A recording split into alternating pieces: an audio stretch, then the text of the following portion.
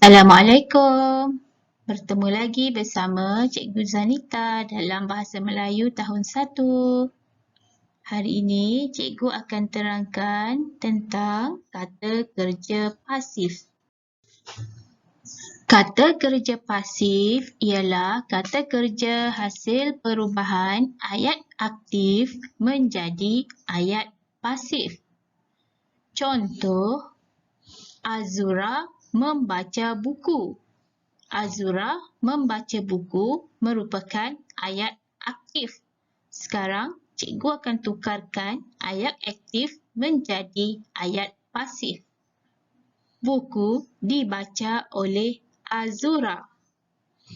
Apabila cikgu tukarkan kata kerja aktif membaca menjadi kata kerja pasif dibaca, maka terbinalah ayat pasif.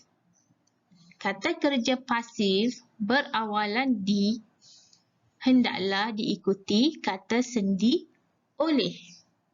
Kata kerja pasif berawalan di hendaklah diikuti oleh kata sendi oleh. Berawalan di. Dibaca. Apabila membina ayat, kata kerja pasif berawalan di ini hendaklah diikuti oleh kata sendi oleh. Buku dibaca oleh Azura. Seterusnya, mari kita lihat bagaimana terhasilnya kata kerja pasif. Kata kerja aktif iaitu memasak, membeli, menjemur, menggoreng, menyapu. Bagaimana kata kerja aktif ini akan terbentuk kata kerja pasif. Memasak bila dipasifkan macam mana? Memasak bila dipasifkan akan menjadi dimasak. Membeli apabila dipasifkan akan menjadi dibeli. Menjemur apabila dipasifkan akan menjadi dijemur. Menggoreng apabila dipasifkan akan menjadi digoreng. Menyapu apabila dipasifkan akan menjadi disapu. Baiklah murid-murid, sekarang murid-murid buka buku teks muka surat 44. Mari kita sama-sama belajar kata kerja pasif. Untuk lebih memahami, kita juga akan membina ayat dengan menggunakan kata kerja pasif yang terdapat di dalam buku teks murid-murid. Baiklah murid-murid, aktiviti seterusnya, mari kita bina ayat menggunakan kata kerja pasif yang terdapat di dalam buku teks murid-murid. Kata kerja pasif. Ini bilik Rizal. Bilik ini dikemas oleh Rizal. Dia dibantu oleh ayah, ibu dan kakaknya. Sekarang murid-murid, cuba murid-murid sebutkan kata kerja pasif yang terdapat di dalam ayat yang kita baca tadi. Ya, dikemas dan dibantu. Betul murid-murid. Seterusnya, mari kita lihat contoh-contoh kata kerja pasif yang terdapat di dalam buku teks. Yang pertama, dilap.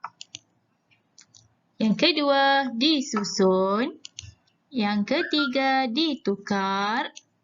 Yang keempat, disapu. Yang kelima, disangkut. Daripada kata kerja pasif yang kita sebutkan ini, mari kita bina ayat. Sebelum kita bina ayat, mari kita lihat contoh ayat yang diberi untuk kata kerja pasif dilap. Cermin tingkap dilap oleh ayah. Kata kerja pasif dilap diikuti oleh kata sendi oleh. Seterusnya, mari kita bina ayat dengan kata kerja pasif disusun. Buku-buku disusun oleh Rizal. Yang kedua, kata kerja pasif ditukar. Cadar ditukar oleh ibu. Yang ketiga, kata kerja pasif disapu. Sampah disapu oleh kakak. Yang seterusnya, disangkut. Baju-baju disangkut oleh ibu. Murid-murid perhatikan, setiap kata kerja pasif mesti diikuti dengan kata sendi oleh. Disusun oleh Rizal. Ditukar oleh ibu. Disangkut oleh ibu. Disapu oleh kakak. Baiklah murid-murid, seterusnya mari kita teruskan dengan aktiviti di dalam buku aktiviti muka surat 48. Bina ayat berdasarkan gambar dan perkataan yang diberi.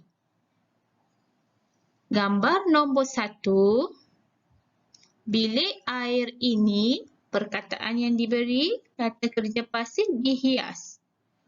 Bilik air ini dihias oleh Rizal. Nombor 2, mangkuk tandas. Mangkuk tandas dicuci oleh kakak. Yang ketiga, tandas dipam oleh ayah. Yang keempat, tingkap dibuka oleh ibu.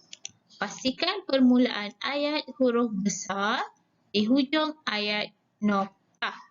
Dan pastikan setiap kali selepas kata kerja pasif diikuti oleh kata sendi, iaitu kata sendi oleh.